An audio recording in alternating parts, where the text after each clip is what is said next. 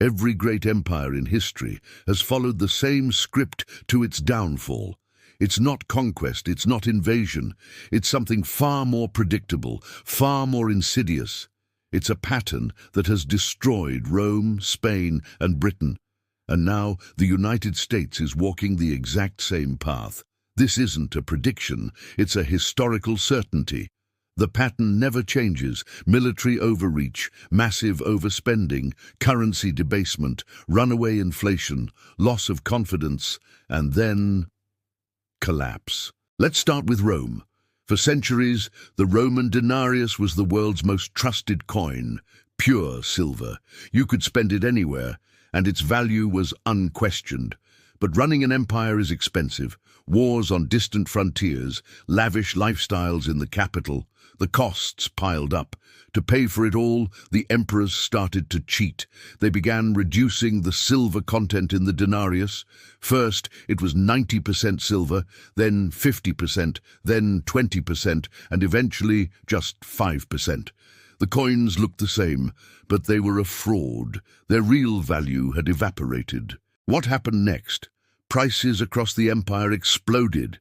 A loaf of bread that cost 1 denarius now cost 100. Soldiers, the backbone of the empire, started refusing payment in these worthless coins. They demanded gold or land, trade ground to a halt. Why accept a coin today when it would be worth less tomorrow? The mighty Roman Empire didn't crumble because of barbarian hordes at the gates. It crumbled from within. Rome destroyed its own money, and its money destroyed Rome. Fast forward 1,000 years to the 1500s. Spain becomes the richest, most powerful empire on earth. Why? Because it discovered a mountain of silver in the New World. Ships loaded with treasure flooded into Spain, making it fantastically wealthy. But there's a catch. When everyone suddenly has more silver, what happens to the value of that silver? It plummets. This created a massive wave of inflation across Spain and Europe. Spanish industries, unable to compete with soaring domestic costs, withered and died. Instead of investing its wealth, Spain spent it on endless wars it couldn't afford. The legendary Spanish Armada was just one of many costly gambles. King Philip II, ruler of this vast empire, defaulted on his debts not once, not twice, but 4 separate times in 40 years. Think about that. The nation that owned nearly half the world's silver went bankrupt. Its currency, once the envy of the world, became a symbol of failure. Spain's golden age ended in ruin, all because it didn't understand the basic laws of money. Now let's jump to a more recent example, the British Empire. For 200 years, the pound sterling was the undisputed king of global finance. The British Empire was built on the back of the pound, the world's reserve currency. The empire on which the sun never set seemed invincible. But then came 2 devastating world wars. Wars are the most expensive ventures a nation can undertake. By 1919, after World War I, Britain's national debt was 10 times higher than before the war. To pay for it, the government did what empires always do. It printed money and abandoned the gold standard, which had kept the pound's value stable. After World War II, the situation was even worse. Britain's debt skyrocketed to an unbelievable 270% of its entire economic output. The world lost faith in the pound. The United States, with its massive gold reserves and unscathed economy, stepped in. The US dollar officially replaced the pound as the world's reserve currency at the Bretton Woods Conference in 1944. Within a few short decades, the British Empire, which once ruled a quarter of the planet, was gone. It wasn't defeated in a great battle, it was dismantled by debt and the devaluation of its currency. So, Rome, Spain, Britain. The pattern is clear. Now let's talk about the United States. Since 1944, the US dollar has been the foundation of the global economy, once promoted as being as good as gold. For decades, any country could exchange its dollars for a fixed amount of US gold. But that all changed in 1971. President Nixon, facing the costs of the Vietnam War and domestic spending, severed the dollar's last link to gold. From that moment on, the dollar became a fiat currency, backed by nothing but trust in the US government. And what has happened since? The United States has embarked on the biggest spending and borrowing spree in human history. The national debt has exploded from less than $1 trillion in the 1970s to over $36 trillion today. It's a number so large it's almost meaningless. To cover the shortfalls, the government, through the Federal Reserve, simply prints trillions of new dollars out of thin air, calling it quantitative easing. They assure us that inflation is temporary or under control. But does that sound familiar? It's the exact same story we heard from Rome, from Spain, from Britain. They are spending far beyond their means, debasing their currency, and just hoping that global confidence holds.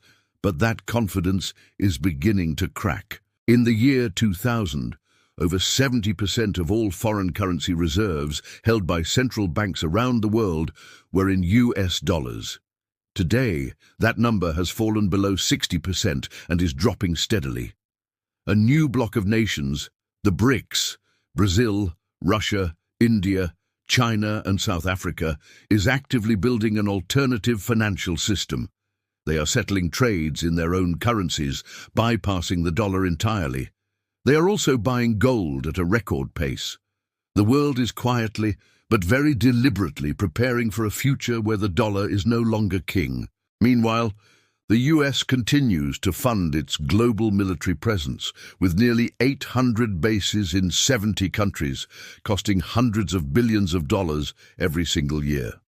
Just like Rome paying its legions on the frontier, America is funding its empire with debt and freshly printed money. The math simply doesn't lie. No individual, no company, and no empire can spend more than it earns forever. Gravity always wins. History shows us there are 7 clear stages to this cycle of collapse. Stage 1, dominance. The currency is trusted, often backed by a precious metal like gold. Stage 2, overextension. The empire expands its military and political influence beyond its financial means. Stage 3, deficit spending. Borrowing is no longer a temporary measure for emergencies. It becomes a permanent necessity. Stage 4, debasement. The government begins printing money to pay its bills, destroying the currency's real value. Stage 5, inflation. As the money supply grows, prices rise dramatically and the purchasing power of citizens plummets. Stage 6, loss of confidence. People, both at home and abroad, realize the currency is failing and start rejecting it. Stage 7, collapse. The financial system breaks down and the empire can no longer afford to sustain itself. Rome, Spain, and Britain all reached Stage 7. The United States is squarely in Stage 5, with inflation becoming a persistent problem, and is heading rapidly towards Stage 6, the loss of confidence. So, what happens next? History suggests 3 possible outcomes. The first is a controlled decline, like Great Britain's. It's a slow, managed loss of global power and a reduction in living standards over decades. The second is a chaotic collapse, like Rome's. This involves a rapid breakdown of social order, trade, and political stability. The third is a reset, the creation of a new global financial system, perhaps based on a basket of currencies, a digital currency, or even a return to a gold-backed standard. The great irony is that no empire ever believes these rules apply to them. Every time their leaders insist, this time is different, but it never is. The fundamental laws of economics are as unforgiving as the laws of physics. When the currency dies, the empire dies with it. 4 empires, 4 collapses, 1 unbreakable pattern. The question is no longer if this will happen again. It's simply a matter of when. If this video gave you a new way to look at the world, make sure you subscribe and hit that notification bell, because when this pattern finally completes its cycle, you'll want to understand why it happened. History holds all the answers, and as we've seen, the pattern never lies. Thanks for watching.